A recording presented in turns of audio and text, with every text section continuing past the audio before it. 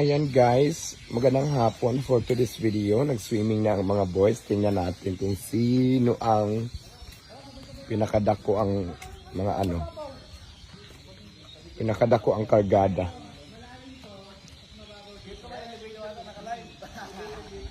Tingnan natin. Ay, bawal magtanggal kayo ng damit. Nakabrief lang daw. Bawal. Disqualified ang... Mas okay pag walang brief. Pero disqualified pag maliit.